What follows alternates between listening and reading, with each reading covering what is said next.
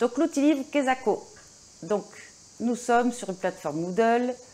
Nous voulons modifier l'outil livre. Pour ça, toujours la question, qu'est-ce que je veux faire? Je veux modifier. Donc je passe en mode édition.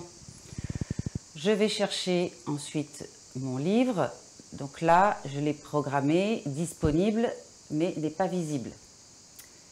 Donc je clique sur mon outil. Donc là, je ne veux pas changer que le titre. Je souhaite modifier le livre en entier. Donc là, je vais dans Paramètres. J'ai mon outil livre. Je ne vais pas changer le nom, le titre. C'est bien classeur du stagiaire.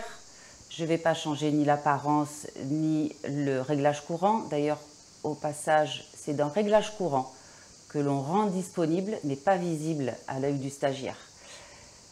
Vous allez, en tant que prof, le retrouver sur la gauche. Et c'est ce lien, quand vous faites un clic droit, c'est ce lien que j'ai pris pour ensuite le mettre en accès rapide avec l'icône sur la colonne de droite, avec classeur du stagiaire. Ne pas hésiter à aller vraiment regarder tous ces petits outils. Il y a la restriction d'accès, il y a l'achèvement de cours. Moi, par exemple, j'ai actionné l'achèvement de cours parce que je souhaite que tous les stagiaires puissent voir ce que j'ai mis dans le classeur du stagiaire, à savoir le règlement intérieur du CREPS, les conventions en multi-entreprises, etc., etc. Vous pouvez ne pas le mettre aussi. Une fois que je suis OK avec ça, je fais afficher, je fais enregistrer et afficher. Je ne reviens pas au cours parce que je voudrais continuer de modifier mon livre. Là, on tombe effectivement sur un livre qui est déjà un peu travaillé.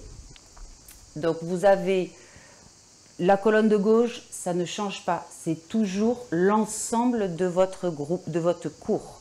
Si vous devez ressortir et dire finalement je ne veux pas être dans ce livre, vous allez en haut du menu, vous arrivez directement à la page d'accueil de votre cours initial.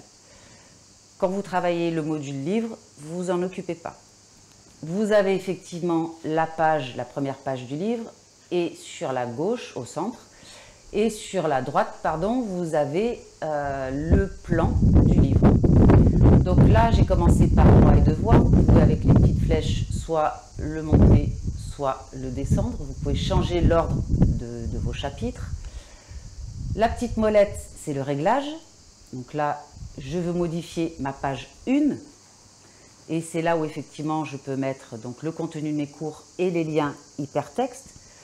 Pour information, les liens hypertextes, donc j'écris un texte, je le surbrille et là je vais mettre un lien hypertexte. Si c'est un site internet, il n'y a pas de souci. Vous pouvez créer votre lien, ça se fera sans problème. Par contre, si vous faites appel à un document, à un PDF, il faudra au préalable télécharger votre PDF dans votre cours. Et ensuite, vous allez chercher l'adresse, le lien hypertexte de ce cours que vous collerez par la suite avec le petit 8 de travers, où là, vous pourrez mettre votre lien hypertexte. Donc ça, il faut vraiment réfléchir à ce qu'on va mettre et commencer à mettre les ressources dans les cours. Une fois que j'ai fait ma première page, je l'enregistre et je fais ça avec l'ensemble de mes pages. Vous pouvez très bien intégrer un film, comme là le petit film d'Alain sur l'honorabilité. Et puis ensuite, les stagiaires pourront effectivement naviguer petit à petit sur ce classeur du stagiaire. Et n'oubliez pas, toujours, là il n'y a pas de mode enregistrement parce que ça se fait lorsqu'on modifie la page avec la petite molette.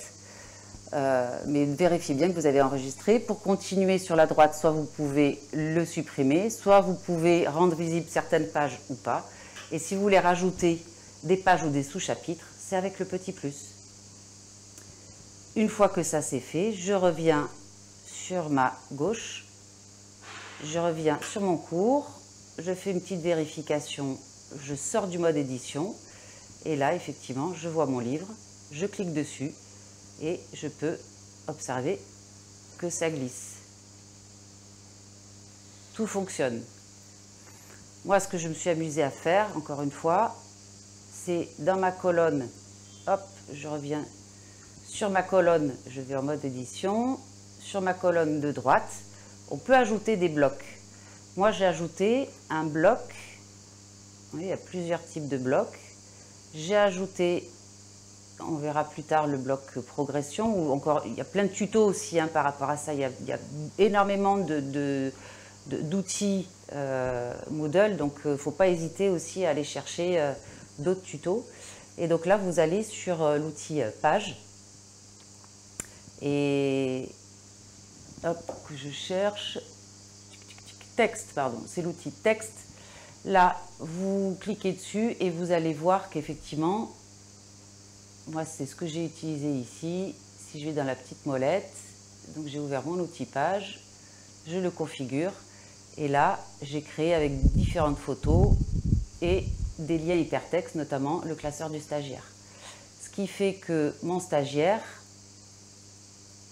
hop là, lorsque je me mets en mode stagiaire, est-ce que ça va marcher là ici ou est-ce qu'il faut que j'utilise mon stagiaire fantôme? C'est là où il y a l'intérêt d'avoir deux écrans. Donc effectivement, j'ai juste un dossier qui apparaît. Vous ne voyez plus le dossier classeur du stagiaire. Par contre, je l'ai bien ici. Si je clique, le stagiaire verra le classeur du stagiaire. Donc là, il a bien terminé avec la barre de progression, consulter. Et il a bien le classeur du stagiaire. Voilà, ça c'était pour l'outil livre. N'hésitez pas encore une fois à aller voir les différents tutos qui existent. Le RNSPF a fait pas mal de petits tutos aussi. Vous pouvez le trouver sur le département formation du CREPS de Montpellier, notamment des kits pédagogiques sur d'autres outils aussi pour agrémenter vos cours sur Moodle.